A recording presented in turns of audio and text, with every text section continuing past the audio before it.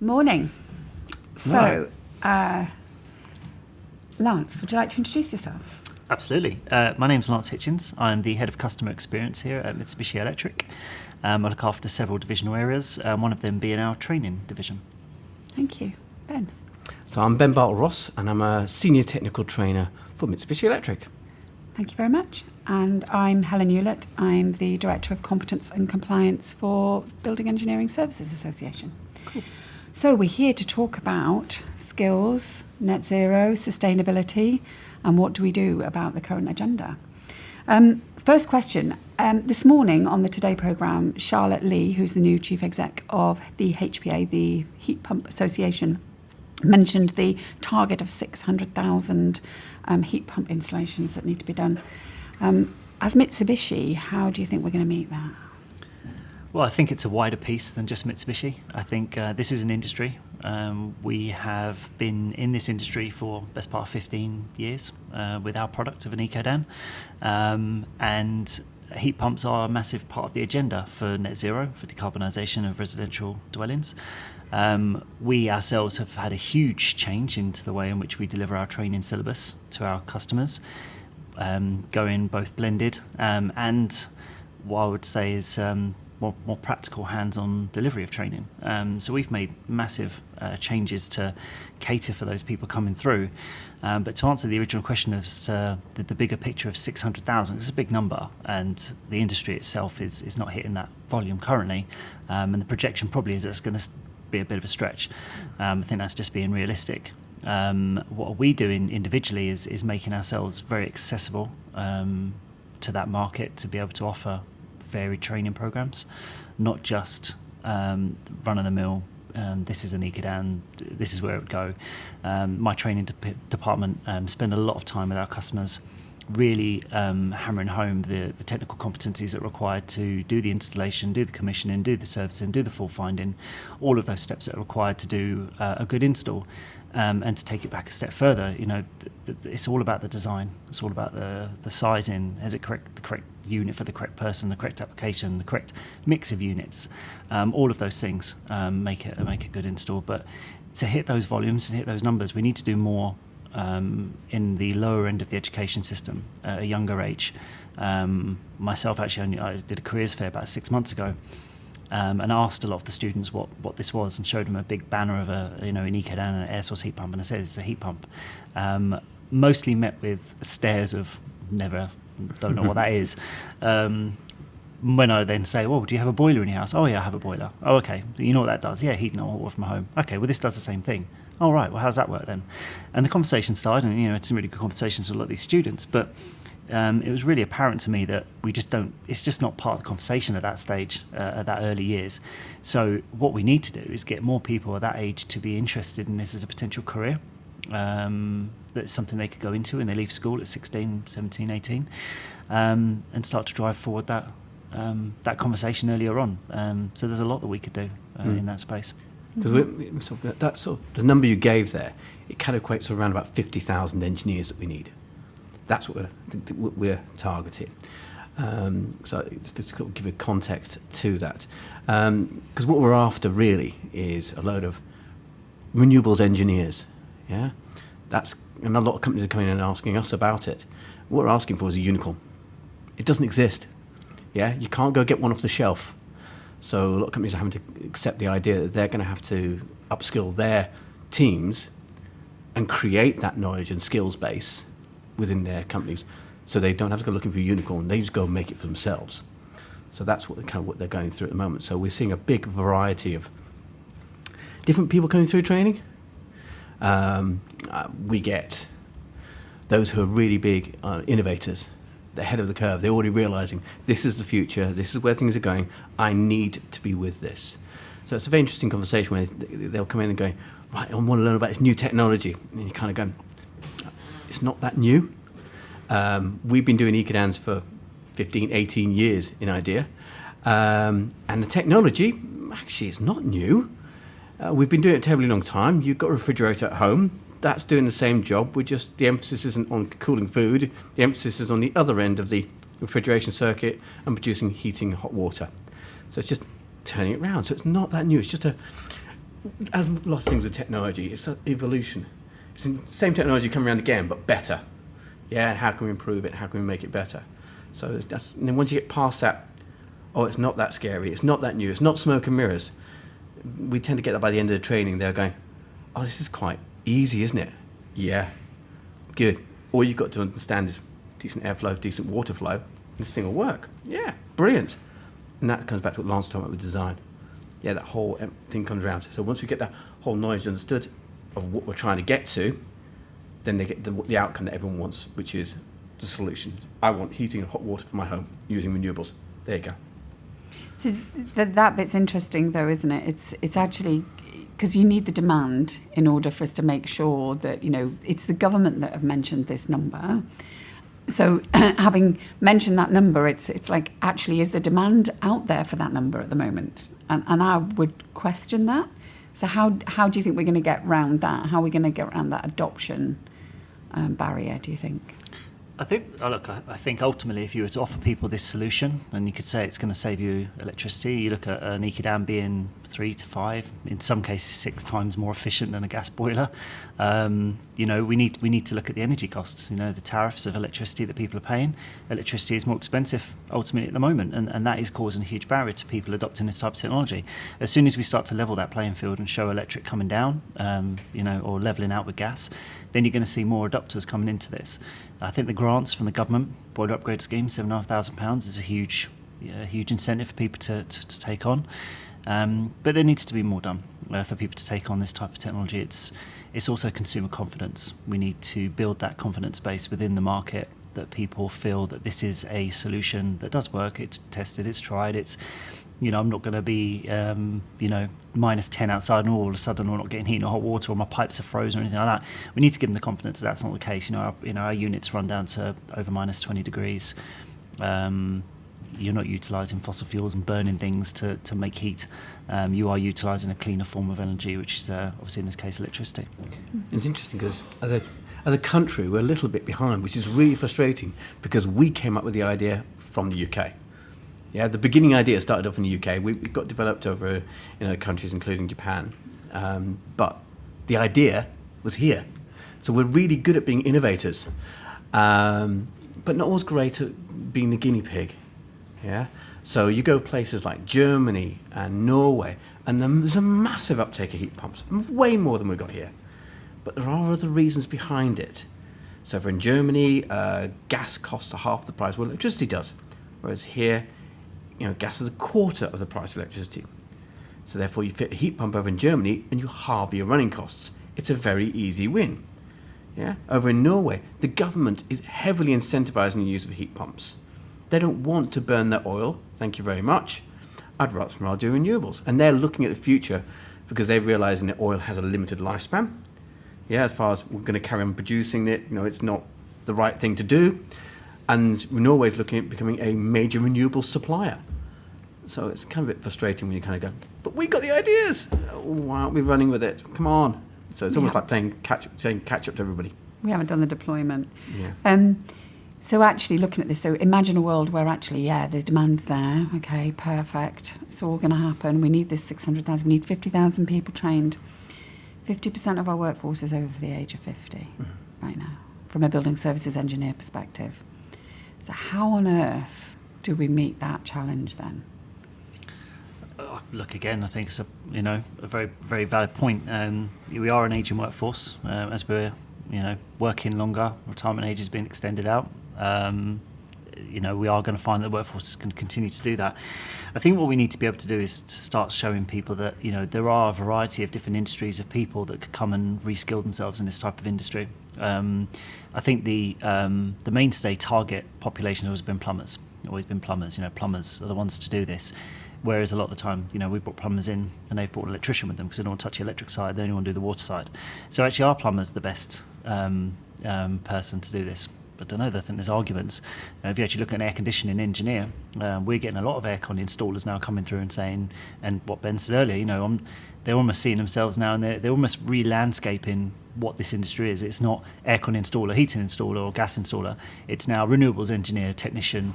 You can see it on their vans when they come here. You can see it all over the side of the big green leaves they're putting on. They're really playing on the sustainable part, and they're realising that actually there's a real need and want for people to be more green and be more sustainable. And we do actually an initiative here called the Learning Curve. We bring children in 6, 7, 8 years old, big groups. We had one in last week. 30 kids came in from a local school just to all learn about renewable technology and fossil fuels and the importance of it, and and they're all absolutely engaged with it. So I think going back to the original question about the target workforce is that there are a variety of different ways of getting into this industry, and when you look at now how units are delivered on site, curbside sort of delivery and things like that, we're making it much easier for people to be able to implement this type of technology into homes. Our systems in the UK are actually a monoblock type system as well, which means that the gas is contained within the hermetically sealed within the unit. So therefore, there is now no requirement for you to be like F-gas trained, as you do in large parts of Europe where they work on split systems and things. There's more hurdles to jump through. So we're trying to make it as easy as possible for people to utilise and use our technology. But yeah, there's absolutely lots more we could do. I mean, the apprenticeship levy, we could go on for loads of different opportunities for people to explore. Be interested that 50%, what's the average age of people, or what's the type of age profile of people that come into the training centre then? I'm seeing a bigger mix than that. I'm getting a big mix of different ages coming through. I wouldn't say necessarily over 50s. I'm seeing a big range. I'm going to be honest, I've seen quite a few people coming through. I'm going to say predominantly male, as in 99% male. I don't really understand why, because there's no real reason for that. This is not a heavy lifting job or anything like that. So it's one of the things I've questioned before, and I was chatting to somebody, a stranger, at the trade shows about it, and I was saying, yeah, it's one of the things we're pushing. So she's working with a team with pretty much all women, get involved in doing heat pumps, renewable technology. And I'm going, we need more of you, please, please, please. So possibility, I'm going to do some training with her, and we'll turn that into a bit of a PR exercise as well, because I want to get out there going, please, this does not need to be all male. But that's what I'm seeing at the moment. Getting lots of, I think, the younger lads coming through, and I think it's because their bosses are kind of going, you're going to be the future of my company, therefore I want you to be upskilled. Plus the other thing is, you're fresh out of college. You're still in the learning mode, yeah, so it's quite easy for you to take on this information. But I also get the other end of the scale, where I'll get older generations coming through, and they're going, I've got my head around this. I know where the future is going to lie for my business. I'm looking at the next 20 odd years.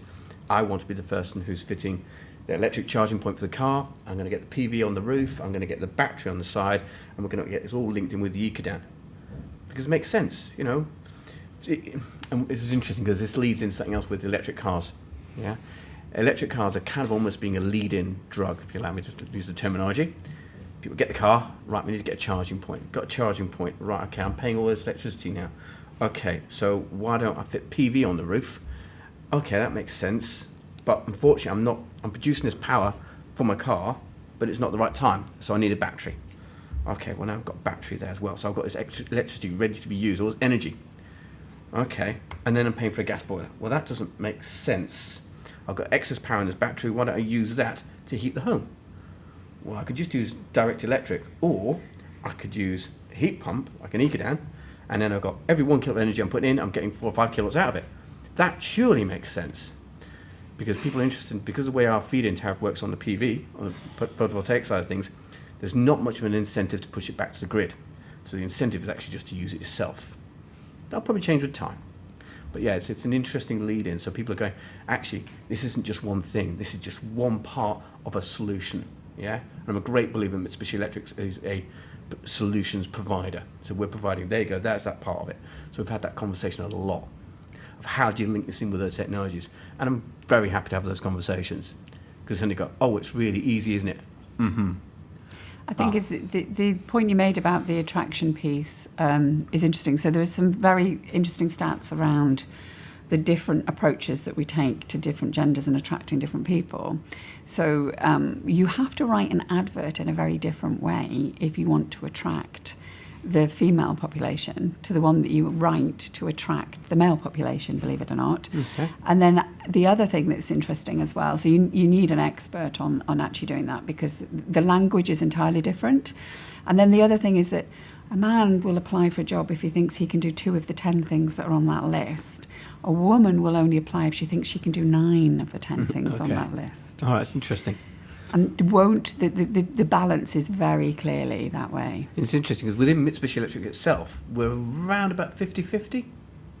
Round about that? The workforce? Yeah. I won't comment on 100% as to I know what the workforce levels were, but in our organisation we drive diversity. Our people team are very encouraging of trying to get more diversity into our workforces, as all industries and businesses should be.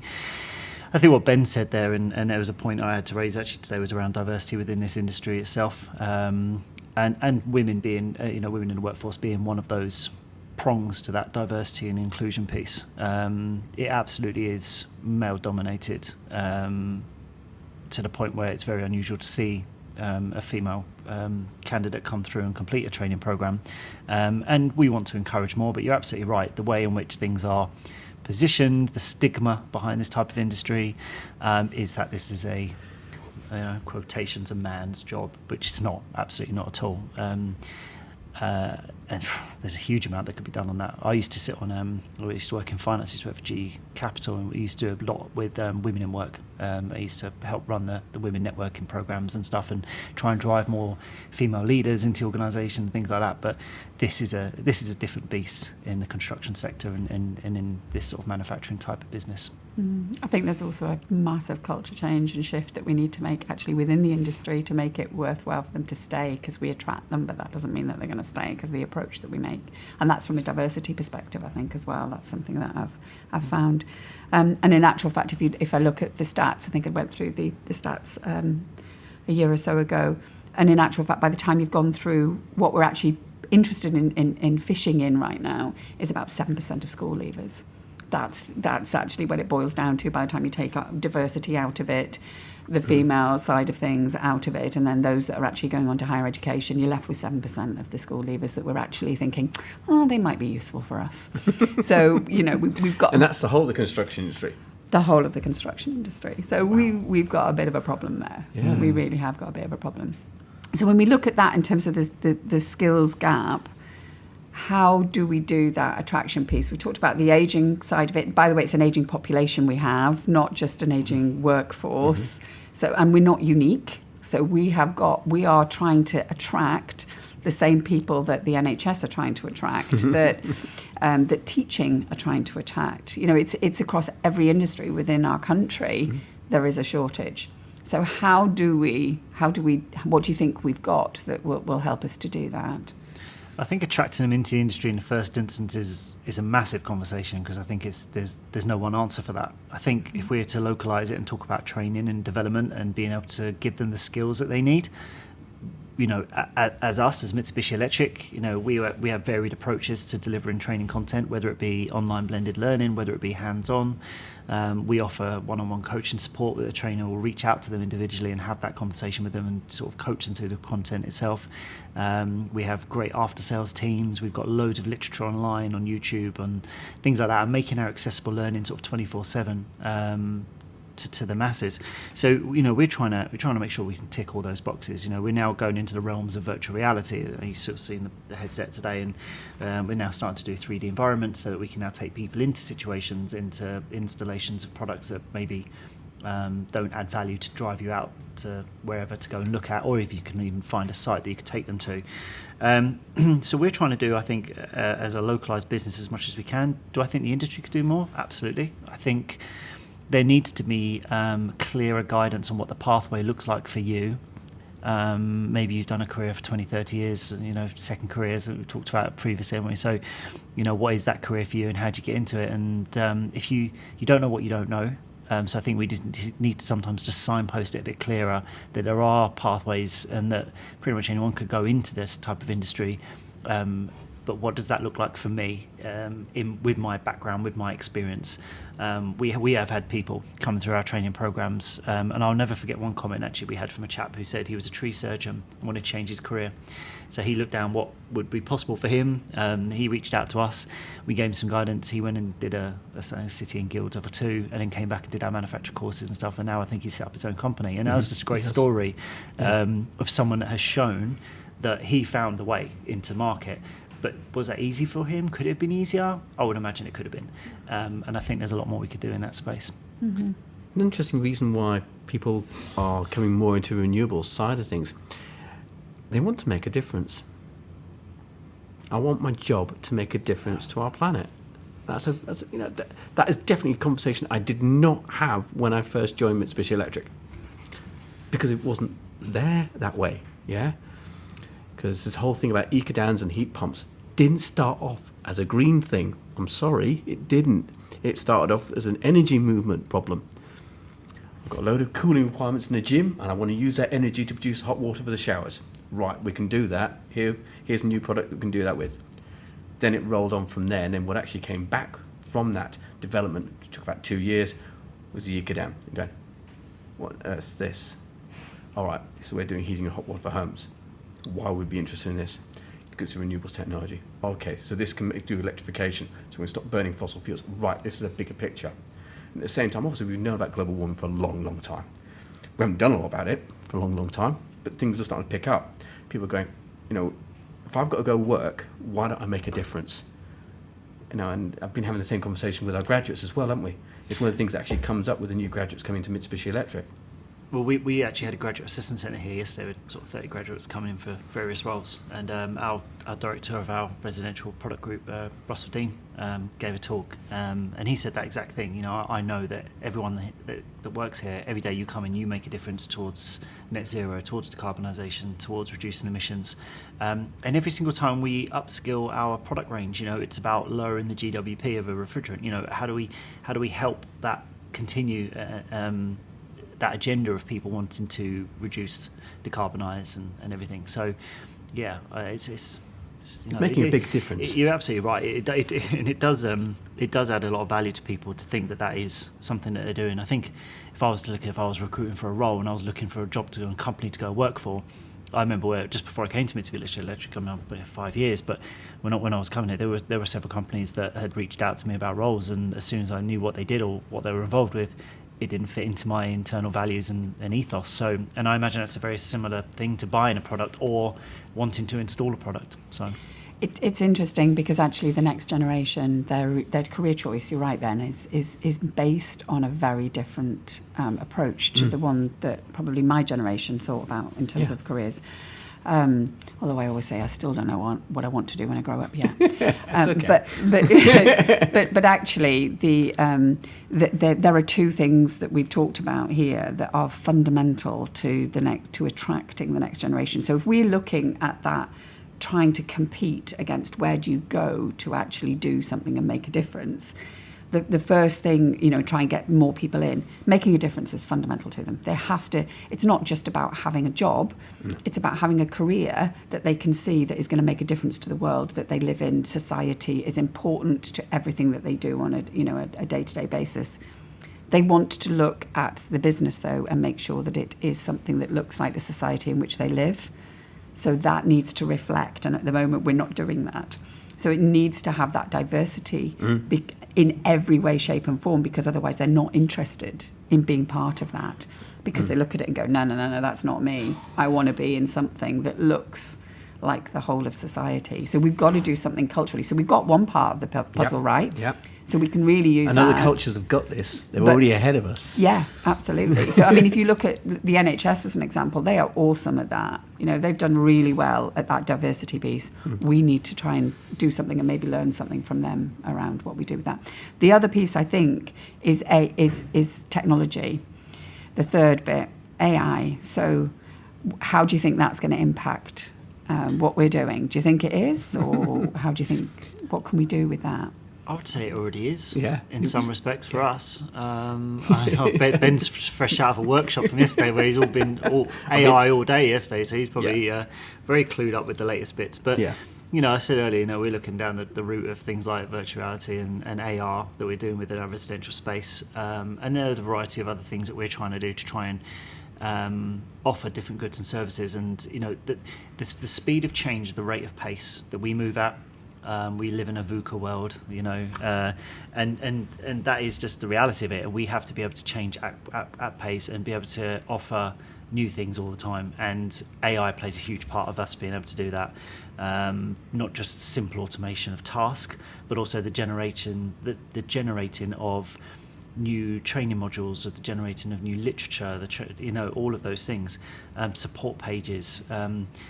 The expectation of customers, dare I say, is pretty high now, because there are disruptors in the industry. Your Amazons, your Teslas, all these people that have come in and disrupted certain industries that now everyone is now in some way sort of playing catch up. So, I would say that AI for us is already playing a bit of a part, and I think it will play a bigger part as we move forward. Yeah, it's an ongoing thing. We're finding it. We're using it here. It's just becoming. It's going from being something. Oh wow, it's AI to. Yeah, it's AI. I used it this morning. What are you on about? Yeah, we just use it all the time in little niches. It just become part of your tool set. Yeah, so it's not. It's a weird thing to say the wow factor is going to disappear, but AI is there to really help do some automated tasking. It's there to do a lot of number crunching. That's what we're looking at. So from a product development side of things, kind of skipping away from the training side of things a little bit, but it does link in. We are playing about using AI. Linking into our adapter that goes onto the kit, which does Internet of Things. So it's a way of giving information back to a cloud, so a customer can play about with their heat pump as they want to via their mobile phone. Well, that's one little bit of it. What it's doing in the background is I've got loads of data in there, playing about in the future, where the kit will be able to recognise when something's going to go wrong before it goes wrong, so the kit never goes wrong. Helping the kit to work more efficiently by tweaking it and things like that, improving the products in the future, without having to go to site, and plus at the same time I'm going to get all this information about how the kit's running, how it's working, how it's all getting set up, and I can feed that back into the training. We know from what we've seen here that this bit isn't being covered, so I need to make sure that I hammer home this point about doing this part of the training, because we've seen how we can improve it. So we can actually say, here's where when we don't do this, here's where we improve the airflow. There you go, that's what we get. So here's when we put it on 70 degrees water temperature, and now we're going to put it at 35 degrees. We've been telling people for a long time, this is what you need to do. Here you go, 10,000 examples. There you go. There's a lot of things we can do in the background with this to help drive it. So an AI is just going to go from being something we wow and fancy to being, it's just a tool we use. And that's what we're going through. That lovely peak of innovation where you go, oh wow, something shiny and new. Then you go for a disillusionment thing, it can't do everything I want it to do. No, you still need to put some input. And then it becomes normalised. Mm-hmm. And that's kind of where I think everyone's kind of going through this at the moment. They go, wow, AI, and just wait until you get to normalised. Then it becomes day-to-day. That's good. It's interesting. So I'd like to go back to the thought around the workforce and the fact that if we need to train all these people, yes, I know we can do things a lot differently. So we can actually, because we're short of trainers as well, aren't we? Teachers, assessors, everything that we need for the industry. So even if we suddenly decided we needed to train all these people, we haven't probably got the capacity to be able to deal with it within the training facilities that we have across the UK. Colleges are dire. They're really struggling. They've got no budgets. It's all a bit of a nightmare. We've got these over 50s that need to think about where they're doing, what they're going to do next, because we're not going to retire, are we, at 60 anymore? It's not going to happen. Well, we already, government says no. Which is why I really like the idea of blended learning, because they don't have to spend a lot of time off work to do this. They can take little nugget bits of information, and if they want to bring it all together, we can spend a day just playing with the kit inside. But you're right, numbers-wise, we have a problem. So that reduces your need for more. So it actually makes it more. It's more streamlined in approach, and it puts the balance in terms of where you actually need the people. But then we've still got a problem where we've got those people. Yep. So it's an opportunity for that second career piece for us to actually take those people that have currently been in the workforce for a while, and maybe their career could be giving back in a different way and teaching the next generation. So the takeaway from this podcast is we want a load of heat pump trainers. You know what it is, and you've touched on it a few times, Ben. It's about how the systems work together. How do you integrate an Ecodan heat pump system into an existing dwelling, retrofit? New build's a bit more straightforward because you build it into the fabric. It's part of the mainstay. And from 2025, obviously, all new houses have to be built with a renewable source. Air source heat pumps kind of play a huge part of that discussion, because obviously it's probably the most easily adoptable type of technology for house builders. But you're absolutely right. We need to look at how those products interact with each other and everything. And if you are a skilled person where you do have knowledge of said subject and you're able to give back, to a few points I won't take away from the conversation, but colleges, absolutely. We just did a massive project with Harlow College. We helped develop their renewable centre for them to start delivering it. But the support doesn't stop and end with building you a classroom with a fancy bit of kit in there. It's supporting with the curriculum, supporting with the commission of a system, and supporting with all those things that historically college would give you the basics, but then it's actually when you go and work with a manufacturer, you're actually going out on a job and you get an apprenticeship and you start to work doing it on the tools, as they call it, that you really get that experience and that know-how. There's a lot there that we could do to support more in those spaces, and not just us, but industry in general.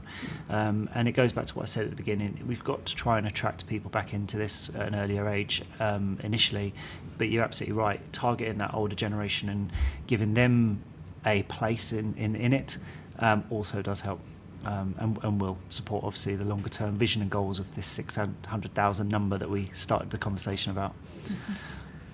So one of the things that Steve Clark's been working on is, without realising, is creating just-in-time training. All right, so as a little reminder sheet. So you've been through all the training. Here's a little QR code. Click on this, and there's all the really important nugget bits information that we know you're going to need to remind yourself on site, because we all forget, because we're human. Well, don't worry, we've got you covered. Here you go. Click on this. There's all a little reminder sheet of all the stuff you've been doing through on training. So it's not a standalone piece. It's a reminder cheat sheet. Yeah? So just to help people on site, just trying to make it, reduce the friction, make it easier. Yeah? So it's just a different way of thinking, shall we say, rather than saying, you've done the training, you've got the certificate, off you go. That's not the way the human brain works. You've got the certificate, yeah, but I'm great if I'm working on a heat pump in 2 days' time, because I can really embed this learning, and I can go from being confident to being competent. That's not the reality. Well, that's just going back to the whole continuous development piece. CPD points was always a piece when I worked in industry, and CPD points get talked about a lot. We're accredited by CPD to deliver our programs, but do people in industry do their CPD hours? I would suspect a lot don't. It needs to be part of the driving the behaviours. Continuous development is just such an important piece, because I said it earlier, this technology moves on quickly, the industry moves on quickly, governance moves on quickly, legislation moves on quickly, and all these things need to be consistently embedded and reevaluated. I'm interested in the other industries, because obviously you're dealing with lots of different industries. There are other industries that I've come across, like, say, consulting side of things, where CPD it's a major point for them. It is ingrained within the actual job role. Why is that the case there and not elsewhere? It's back to culture, I think, within our part of the industry. So the construction as a whole, training has always been something that has been the minimal requirement. It's like, let me just do what I need to get to get on site or to do that job, basically. And then I often do a presentation to the room and say to people, right, okay, so when did you last have something done in your house? Put your hand up, your hands up, and then, okay, so when you did that, how many of you made the decision in terms of who you used based on price? Right, now put your hands down if you did that. Okay, so who then made the decision based on timeline in terms of how quick it was going to get done and the time that you needed it to be done within? And the hands go down. And then it's like, right, okay, so how many of you have actually made the decision based on the person that you've employed, is very good at doing the job that they've done? And unfortunately, it's a societal thing. It's not even the culture of the industry, because as we don't value it. We go on city breaks and we love all the architecture and we take photographs of everything. And yet, actually, do we value our own industry and think about it from that perspective? Possibly not. So it's a really, really massive, massive question, that one. Really is. Oh, look, I think in any industry, you've got people going out there, like Ben said, you get your certificate, I'm an installer, I can do this, that and the other. And you only have to turn the paper to see some kind of contractor that's turned up and left someone with loads of money outstanding and whatnot. So it's no different in our industry. We just did a load of focus groups actually with our Ecodan customers, and one of the questions I asked is, how much time do you spend out redoing other people's work? And they said, every week we're called out to relook at a system that's been put in that's undersized, or wrong pipe work, or oversized radiators, or they haven't configured the system correctly, so it's going into fault and all this. And it's a consistent barrier. So as much as we are battling the things that you said at the outset, which is get more people in, older demographic, younger people, train more people, support more people, we're also having to keep an eye on those people that are actually already doing it, that group of people who are the small group of people, I would say, that are out there that maybe aren't delivering the standards that we would certainly expect, and I think the industry needs to build that consumer confidence in the product and in this industry. So I think we have potentially got something that is a game changer, and I hate to say this, but construction does like a bit of legislation, doesn't it? And the Building Safety Act and the Building Safety Regulator is going to start to drive some very different behaviour. And it's not, the conversation seems to be around it being at a high risk. It started off with high-rise buildings, and there was some definition of so many floors and above and 2 domestic dwellings within it. That's gone by the wayside because it's now high-risk buildings. So therefore, a high-risk building could be a hospital, as an example. But actually, if you start to think about that, that's going to change as well. Because you don't have people that only work in those buildings. They work in those buildings and in a normal house and in a commercial property. So it's not actually, you can't define, well, my occupation is specifically in that area. I'm a plumber only for a high-risk building, therefore I need to do this, this and this. Oh, I only work in housing, so I'm only going to do this, this and this. So actually what's going to be required is a definition of competency for each occupation. And this is something that BESA are actually working on at the moment. And it's come down from the Construction Leadership Council. It's specifically out of the Hackett report. We were told as an industry to get on with it and sort ourselves out in readiness for what was coming from the Building Safety Regulator. So I've been active on the Working Group 2 piece, which is now formed into 5 super sectors, of which building services is one. And we've got a framework that we have to now develop competency against every single occupation. And within that competency is defined as skills, knowledge, experience, and behaviour. So 4 factors. And part of that is we define the competency, including how many CPDs do we expect each occupation to do per year. Now, that's going to vary. So if you think about it, there are some occupations where you might go, we want them to have a bit of a refresh once a year because they probably don't. There isn't probably a lot of change going on. Others, like the occupations that you guys deal with, probably needs to be several. And therefore, we will define the number of CPD hours that are needed per year. And that will be something that will be captured and evidenced. And the evidence that the Building Safety Regulator is looking for is 30 years. They're looking to be able to go back 30 years over what have you done, who did it, where, how. It's huge. And I think it is going to be that game changer that, unfortunately, we need. Well, I recently took a role as chair in the skills group for the Sustainable Energy Association. So actually, that's high on that topic of agenda as well. And we talked about it in the last skills working group, actually, and it was all around that subject. So it's interesting that you were a part of that. So it's good we should link back in a bit more about that. But you're absolutely right. Competence is not just about having a certificate of achievement and saying you can do something. Competence is about displaying not just a standard level of install, but a good level of install, good level of understanding. Ben for a long time now has always said, we like to be problem solvers. We like to support you with your project, your problem, your situation, because no one install is always the same. There's always a change. There's always something. There's a curveball. There's something, and if we were just to teach people, well, A goes to B and B goes to C, and oh wait, well, where is C? C's not here. Well, what do I do? It's how do you teach that ability to flex their understanding to go, oh, okay, well, what we can do in this instance, we can do this and we can adjust it. That's the competence. And that's what you want as a homeowner, as the end user. You want someone in there that not only knows what they're doing, but that can adapt to a situation that is ever changing. It's the same in every industry, I would imagine. A couple of years ago, I dug up my patio. Oh, what is that pipe? I did not know that was there. I think that's an old lead water pipe. Is that still connected? I have no idea. And it's, how do you get around those types of situations? I mean, I won't tell you what I did, but I mean, in the grand scheme, if I was a trained professional and I was doing it, I would expect to go, okay, this is what you now do in this piece. Many years ago, I was actually having my dad on a job at a weekend actually, and we were helping him dig out this back garden, and all of a sudden there's this white powder. I don't know what this is. My dad straight away, that's asbestos. Step away. Let's clear the site. Let's go.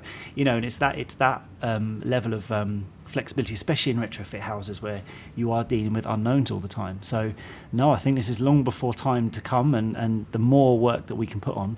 But to make that CPD stuff stick, in my opinion, we need to make it accessible. And we need to make it that people can do it in their own time, not always taking people away from the workplace, because we're already struggling. So if we then start taking people away for 2 days a week or something, that's going to put even more pressure on the industry. So we need to make it that they can access those CPD webinars, those CPD sessions, maybe outside of the normal working day, or to at least break it out into smaller chunks so that they can do that. Nice and digestible, easy to take Absolutely. on, and more immersive. Yeah.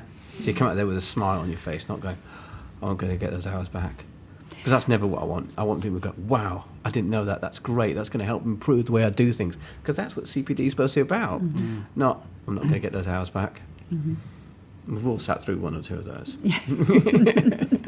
So we're the ones that sit through and go, what's your takeaway? Whatever I'm going to do, I don't want to reproduce that. So, talking of takeaways, what do you think then is the takeaway from today you would like? What would be your... It's strange, but it's about the CPD side of things. I think it is that this continued learning attitude. And it is something really hard to get across, is about behaviour. Yeah? Knowledge and skills, we can do that. Behaviour is the hard one to try and help to change. Yeah? But it's interesting, the people I get come through training, I'd say a lot of them have actually got the right behaviour. All right? But the interesting is the ones who are causing us, should we say, the issues, probably haven't done the training. Yeah? They haven't had that attitude, that mindset. So I really want the people with that mindset of, I want to learn. This is something new. This is great. This is a way of innovating. Ways forwards. Good. But don't stop. This is not one step. This is one step of many. So keep going. And I wouldn't want us to be there to try and help people along that path. So we've done, as we've been improving our products, we've been sending out updates and more training to go, we've got something new. This is the way it works. This is what you're going to need to take into account for, to help them come along that journey with us, because we're never going to stop. We're going to constantly keep on improving. We've got to. Yeah, and there's no reason why not. It's part of Mitsubishi Electric's way of thinking. It changes for the better. So that means whatever you got used to, we're probably going to change it because there's a better way of doing it. Continuous improvement then for individuals. Yeah, absolutely. Yeah, no, absolutely. That and the education piece, more to do with grassroots. We do a lot with the learning curve, and we do very young children, but there's a massive gap there. STEM-related activities, doing more with, your 14, 15, 16-year-olds, bringing them in where we can do a bit more with them, dare I say, get them actually involved and showing them this technology and getting them to think of solutions and coming up with new scenarios. I used to do a lot of work with sort of young enterprise and seeing them build business. Something like that for this industry would be great to see how they could adopt this type of technology. So yeah, I think there's a lot we can do there. And the secondary thing would be this pipeline or this pathway for the older generation for this second career piece to go, well, how do I get into industry if it's something that interests me and I think I could give some value to. Brilliant, thank you. I think for me it's the fact that actually, whilst we've got this big hill to climb of 600,000 target, whichever government decided that, but actually we've got the reason for attracting the next generation and for keeping people in the industry in different ways. And I think actually that's a massive opportunity for us. We've got a bit of an advantage over everyone else in a weird way. Yeah, definitely. So, thank you very much. Thank you. Thanks for having us. Thank you.